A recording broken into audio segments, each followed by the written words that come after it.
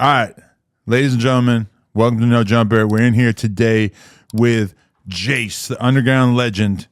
Why are we doing this remotely? Are you scared to come here like Aunt Glizzy?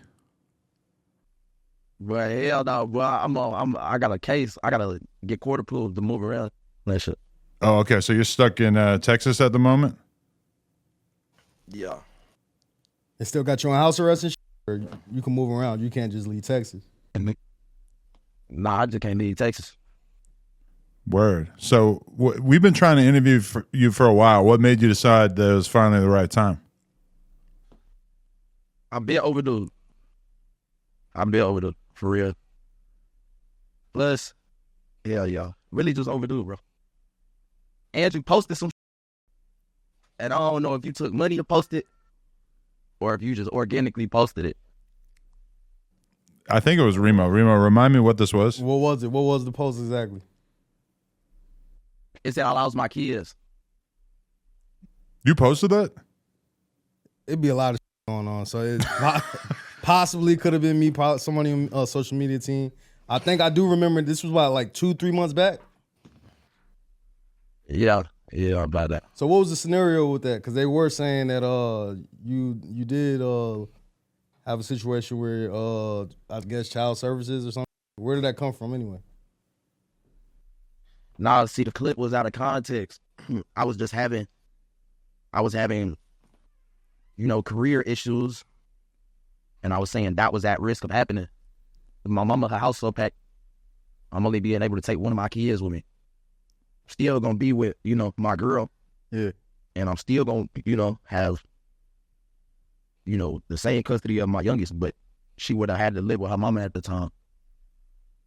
That's basically what I was saying. Like, living situation is gonna change, not really just kids getting taken. It was no. So it was just taken out of context. I got you. So how many kids you got now? Because I thought you only had a daughter. I got 2 kids. I'm working on 3 right now.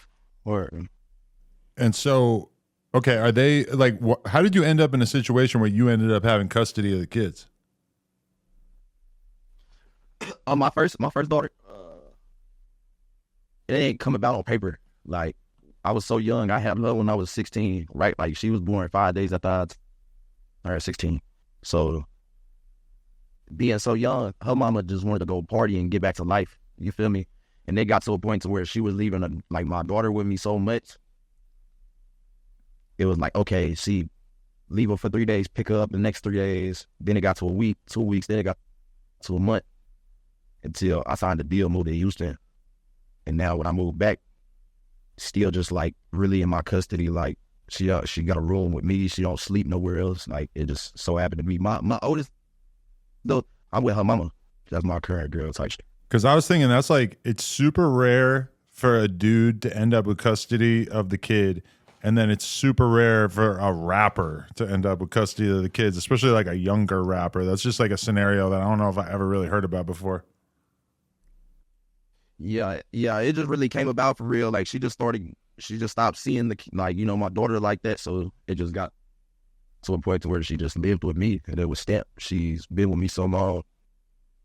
Even though I don't got custody on paper, you still just can't come into a child's life and be like, you living with me now, because she at that age to where that's all she know is living with me type shit. Definitely.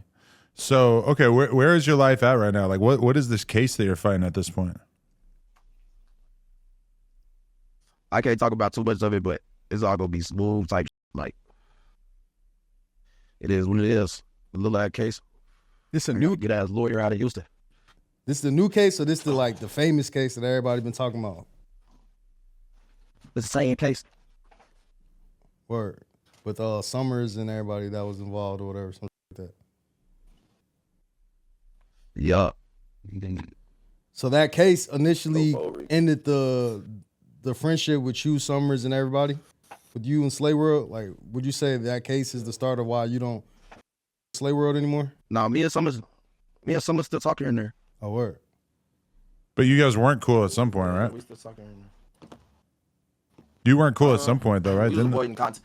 We was avoiding contact. I wouldn't say we wasn't cool, though. I mean, it did seem like I wasn't cool because you trying to say you snitched and all type of shit, and it was really coming from their side.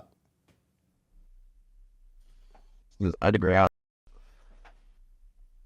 you can't take the underground serious. It's the Nick Tune, it's the Nick Jr. of rap, of the mainstream. See, that's interesting because when I was like looking into your whole story and everything, it kind of felt like you being part of this whole underground scene was kind of like unlikely. Like you seem like you would probably like fit in with more like street type rappers and shit, but then somehow you just, because of the music or whatever you were into, you kind of ended up with this like different crowd, this like weird underground world. Is that accurate from your perspective? Really, I had to learn getting older. I don't enjoy being a rapper. I just like making music. So like, to put it in retrospect, I don't like going to do shows or dress up, none of that type of shit.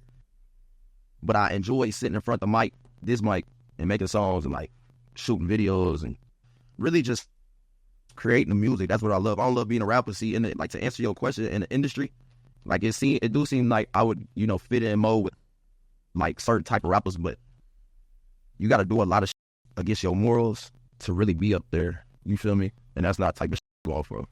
Only because I be knowing, like, I did a lot of LSD. I did a lot of all types of shit back then. So I'm to the point to where my third eye open, I know, like, I gotta die one day. My life ain't gonna be spent trying to impress a certain group of people. You feel me? Especially musically, demonic.